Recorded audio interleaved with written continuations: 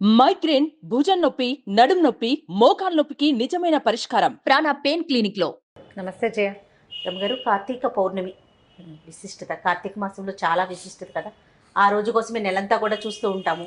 సంవత్సరం అంతా దీపారాధన చేయని వాళ్ళు ఆ రోజు చేసేద్దాం పెట్టుకుందామని అలా అనిపిస్తుంది. అయితే ఇది ఏడాదంతా మానేసి ఆ ఒక రోజు చేస్తే సరిపోతుంది కాదు. ఒకవేళ కుదరకపోతే ఆ రోజు చేసుకోవచ్చు. కార్తీక పౌర్ణమి నాడు, పౌర్ణమి నాడు చంద్రుడు చాలా ప్రశాంతంగా ఉంటాడు, ప్రసన్నంగా ఉంటాడు. వెదరు, అట్మాస్ఫియర్ చాలా బాగుంటుంది. మామూలుగా శరత్కాలమే చాలా అనుకూలమైన కాలం. ఇది ఉపాసనా కాలం కదా కార్తీక మాసం. సో పౌర్ణమి నాడు పగలు ఉపవాసం ఉండి రాత్రికి చంద్రోదయం అయ్యాక దీపారాధన చేసుకుని శివారాధన, అమ్మవారిని ఆరాధించడం, విష్ణువారాధన కూడా చేయొచ్చు. ఈ దీపాలు ఒత్తులు వెలిగించుకుని తర్వాత భోజనం చేయటం. ఈ రోజున చేసేటువంటి దేవాలయ దర్శనం కానీ, దీపారాధన కానీ, తర్వాత నది కానీ సముద్రంలో కానీ స్నానం చేయటం. సముద్ర స్నానం చేస్తారు తెల్లవారుజామున కార్తీక పౌర్ణమి నాడు. మామూలుగా పౌర్ణముల్లో సముద్రాల దగ్గరికి వెళ్ళం మనం. అవునవును. ఈ ఒక్క కార్తీక పౌర్ణమికి మాత్రం సముద్ర స్నానం చాలా విశేషంగా చెప్తారు. చంద్రుని యొక్క శక్తి ఈ సముద్ర జలాల్లో ఉంటుందని, అప్పుడు కనుక స్నానం చేస్తే జీవితం చాలా ప్రశాంతంగా మారుతుందని చెప్తారు. కుదిరిన వాళ్ళు చేస్తారు. ఇప్పుడు అవకాశాలు కొంచెం తక్కువగా ఉన్నాయి.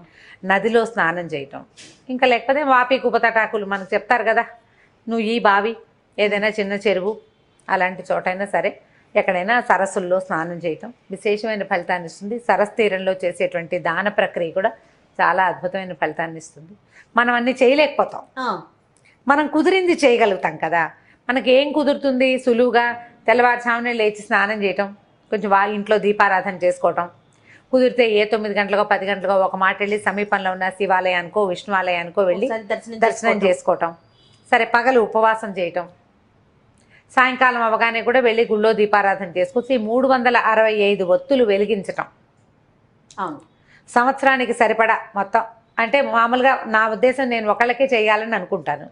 భార్యాభర్త ఇద్దరికి చేయాలని మనం నిరుడు కూడా ఇదే పాయింట్. మీరు ముందు ఒకళ్ళకే చెప్పారు, తర్వాత ఇద్దరు చేసుకోమన్నారు, ఎందుకమ్మా? అలాంటివి చాలా మంది అడిగారు. సాధారణంగా అయితే ఇంటికి ఒక దీపారాధన అని అనిపిస్తుంది నాకు. చాలా మంది పెద్దవాళ్ళు ఇద్దరికీ చేసుకోండి అని చెప్పడం వల్ల సరే అలాగే చెప్పాం. మన వెసులుబాటు, మన ఇంట్లో అలవాటు, మన మనసుకి నచ్చింది, మనం అలా చేయదలుచుకున్నాం. అప్పుడు 365 ఒత్తుల్ని కొంచెం చక్కగా కట్టగా కట్టి వాటిని కొంచెం ఉదయమే కనుక ఆవునేతిలో నానబెట్టి, నూనెలో కానీ ఆవునేతిలో కానీ కొంచెం నాననిస్తే ఒత్తులు నిలిచి వెలిగి కాలుతాయి. ఈ 365 ఒత్తులు వెలిగించుకోవచ్చు. తర్వాత ఏమో ఈ జ్వాలా తోరణం అవి చేస్తారు. దేవాలయాల్లో ఏం చేస్తారంటే, ఈ శివాలయాల్లో హెచ్చుగా కనిపిస్తుంది, వాకిలి వైపు శివుడిని, అమ్మవారిని, అయ్యవారిని ఇద్దరిని ఊరేగిస్తారు. ద్వారం దగ్గర పైన గడ్డితోటి బంధనంలాగా కట్టి అది వెలిగిస్తారు.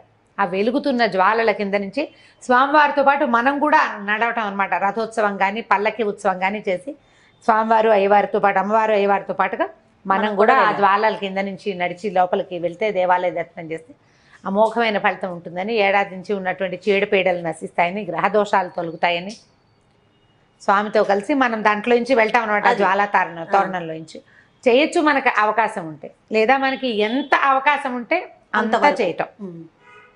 ఇందులో చంటి పిల్లలు, తల్లులు, గర్భవతులు, బాలింతలు, వృద్ధులు, అనారోగ్యంతో ఉన్నవాళ్ళు వీళ్ళందరూ ఉపవాసం చేయాలనే విధానం పెట్టుకోబోకండి. నాకు ప్రెగ్నెన్సీ, నేను ఉపవాసం చేశాను, నా ప్రెగ్నెన్సీ నేను దీపం పెట్టచ్చా, అలాంటి ఆలోచనలు చేయొద్దు.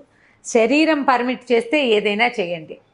శారీరకంగా అంత శక్తి లేనప్పుడు ఇది చేయకపోతే ఏదో అయిపోతుంది అనుకోకూడదు. ప్రధానమైంది అనుమానాలు. ఇప్పుడు ఒకవేళ ఉపవాసం చేయలేము, దీపారాధన చేసుకోవాలని ఉందనుకో, పొద్దున్న దేవుడికి దండం పెట్టుకుని దీపం పెట్టుకుంటామా, అప్పుడు నైవేద్యం పెట్టిన ఏ పదార్థాన్నైనా మనం తినచ్చు.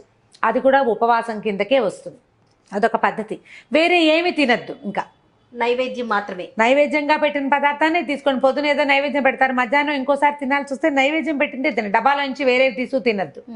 పళ్ళు ఇంట్లో ఉన్నవి దేవుడికి నైవేద్యంగా సమర్పించండి, అవి తీసుకోండి. పెందరాళ్ళే దీపం పెట్టుకోండి. చంద్రోదయం ఏముంది, 5:30కే అయిపోతుంది. అవును.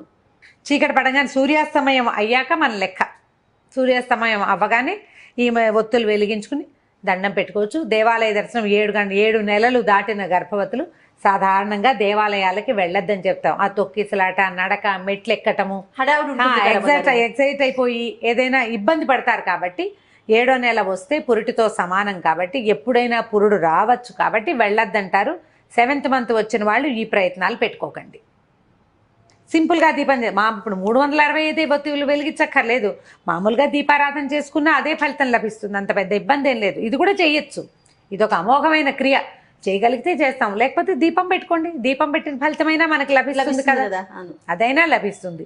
తర్వాత చలిమిడి, వడపప్పు, పానకము అలాంటివి పరమేశ్వరుడికి నివేదన చేసుకోవచ్చు.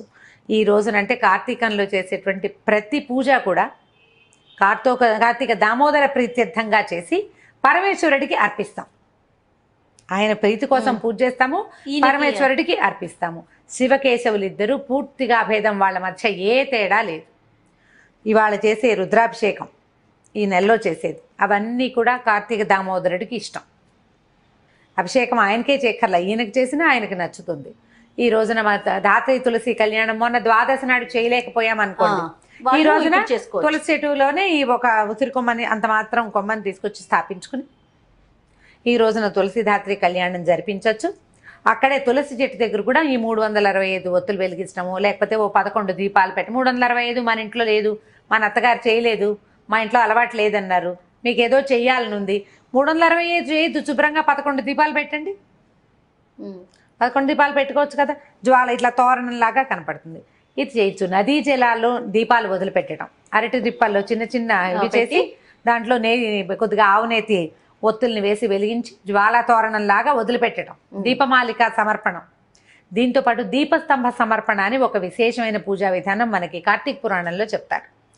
ఎత్తైన దీపాన్ని సమర్పించడం, ఆ వాకిట్లో అక్కడ కూడా మన కేరళ స్టైల్లో కనిపిస్తుంటే చుట్టూ పెద్ద పెద్ద ఎత్తైన దీపపు సెంబాలు పైన మన వాకిళ్లలోనే దీపపు సెంబ పెట్టి చక్కగా వెలిగిస్తారు. అట్లా మనం దేవతా మందిరానికి ఎదురుగుండా కొద్దిగా ఎత్తుగా ఒక పీట లాంటిది ఏర్పరిచి ఆ ఎత్తు మీద దీపారాధన చేసి పెట్టడం కూడా విశేషమైనది. అంటే ఎవలు అవి వేస్తారు వాళ్ళు, మన దగ్గర అంత అవకాశం లేదు. ధాన్యం పోయొచ్చు, బియ్యం కూడా పోయొచ్చు. ఆ బియ్యం పోసి దాని మీద పళ్ళెం పెట్టి దాంట్లో దీపారాధన పెట్టండి, అది కూడా ఒక మంచి సేవ. అలా కూడా చేయొచ్చు. పగలేలాగా ఉపవాసం ఉంటో సాయంకాలం పెందరాళ్ళే వంట చేసుకుని స్వామికి సమర్పించుకుని చక్కగా భోజనం చేసేసేయండి. ఇప్పుడు ఈసారి సరిగానే వచ్చేది, శుక్రవారం వచ్చింది కదా, శుక్రవారం వచ్చింది పౌర్ణమి. పగలేలాగా నక్తాలు ఉండే అలవాటు ఉన్న వాళ్ళు ఉంటారు. కార్తీక నక్తాలు అంటే పగలు ఉపవాసం ఉండి రాత్రి భోజనం చేసేవాళ్ళు, వాళ్ళు ఈ సాయంకాలం భోజనం చేయొచ్చు. అలా కాకుండా ఒక పొద్దు ఉండే ప్రాక్టీస్ ఉన్నవాళ్ళు, ఒక పొద్దున్న తిని రాత్రి మానేసే పద్ధతి ఉన్న వాళ్ళు, అంటే పగలు భోజనం చేస్తారు కార్తీకంలో, సాయంకాలం పలహారం చేసేవాళ్ళు, దాన్ని ఈరోజు ముందుకు మార్చుకోండి, ఇటు మార్చండి. పగలల్లా అభోజనం ఉండి ఉపవాసం ఉండి సాయంకాలం భోజనం చేయటం. ఈ రోజున చేసే లలితా సహస్రనామార్చన కూడా చాలా ఫలితాన్ని ఇస్తుంది. చంద్రబింబంలో లలితాదేవిని భావించి దీపం చూపించడము, అమ్మవారికి వెండి పళ్ళెంలో పాయసం పోసి నైవేద్యం చేయటము కూడా అద్భుతమైన ఫలితాన్ని ఇస్తుంది. ఏ పూజ చేసినా కూడా మనస్ఫూర్తిగా మీరు చెయ్యగలిగినంత శక్తి అనుసారం, గొడవలు పడకుండా, వాదనలు హడావిడులు లేకుండా తాపీగా చేసుకోగలిగే చిన్న పూజ నుంచి పెద్ద పూజ వరకు ఏదైనా భక్తి శ్రద్ధలతో హైరాన్ లేకుండా మీ ఇంట్లో ఉన్న అలవాట్లను బట్టి మీరు సమీపంలో ఉన్న పెద్దవారు ఎవరి మాట అయినా వినదలుచుకుంటే వాళ్ళ మాట ప్రకారం చేసుకోండి. ఇంట్లో వాళ్ళని కాదని భర్తని నిరాకరించి చేసిన వ్రతాలు ఫలితాన్ని ఇవ్వవు. మీ అత్తగారు ఉన్నారు మీతో పాటు, మా ఇంట వంట లేదు ఇవన్నీ చేస్తున్నావు నువ్వు అంటే అవి చెయ్యొద్దు. మీ ఇంట్లో ఏది ఉందో అది చెయ్యండి. లేదా అన్నిటికంటే ఈజీ, దేవాలయ దర్శనం సులువు, దేవాలయానికి వెళ్ళి దీపం పెట్టుకోండి. ఓ దీపారాధన కుందు పట్టుకెళ్తాం, ఓ డబ్బాలో కాస్త నూనె తీసుకెళ్తాం, లేదా నెయ్యి తీసుకెళ్తాం, ఒత్తులు తడిపి పెట్టుకోండి, చిన్న ప్రమిదలు పట్టుకెళ్ళండి, తీసుకెళ్ళండి, చక్కగా వెలిగించండి. పిల్లల్ని, ఆడపిల్లలు ఉంటే మగ పిల్లలున్నా వెంబడి పెట్టుకు తీసుకెళ్ళి వాళ్ళతో కూడా ఒక దీపం పెట్టించండి. ఎవరైనా పెట్టిన దీపాలు ఉంటే వాటిని కొద్దిగా ఒత్తి ఎగసం దోసి మరో చుక్క మన సీసాలో నూనె ఉంటే తలగా కూడా నూనె వేయండి. అవన్నీ కూడా విశేషమైన ఫలితాలు ఇస్తాయి. ఏదైనా ఒక సత్క్రియ చేయటమే అంతే, దాంట్లో వాద ప్రతివాదాలు వాటికి తావి ఇవ్వబోకండి. ప్రశాంతంగా చేసుకోండి. ఏం పూజ చేసినా కూడా చక్కగా వాకిట్లో ముగ్గేసుకోవటం, ఇల్లు వాకిలు తుడుచుకోవటం, సాయంకాలం పెందరాళి వాకిట్లో కాస్త నీళ్ళు చల్లి ముగ్గేసుకోవటం, తులసి చెట్టు దగ్గర ముగ్గు వేయటం, ఈ దీపారాధన చేసుకోవటం, ఇవి చేసేసి తర్వాత ఒక చెంబు నీళ్ళు పోసుకోవడం, స్నానం చేసేసి చక్కమని దీపాలు అది పెట్టేసుకుంటే మీరు వంట చేసుకోవచ్చు. పెద్దవాళ్ళకి ఇబ్బంది లేకుండా, పిల్లలు ఆకళ్ళకి ఆగలేకపోతారు. ఏర్పాటుగా చూసి మాత్రం చేసుకోండి. మనం ఇబ్బందులు పడుతూ ఏ కాదు. పూజ చేసినా కూడా మన ఇంట్లో వాళ్ళు ఇబ్బంది పడి పెద్దవాళ్ళు బాధపడే పరిస్థితి అయితే మనకి పెద్దగా ఫలితం లభించదు. నెగిటివ్ ఇవి ఫోర్సెస్ వచ్చేస్తూ ఉంటాయి కదా, దాన్ని నెగిటివిటీని రానివ్వకుండా మాత్రమే పూజ చేసుకోవాలి. మనం అన్ని సముదాయించుకొని ముందుకు వెళ్ళాలి అంతే. రమ్మగారు నమస్తే. నమస్తే జయ. అత్యాధునిక ఫీచర్స్ తో బెస్ట్ క్వాలిటీ సినిమా చూడండి యూఎస్కే లగ్జరీ హోమ్ సినిమాతో.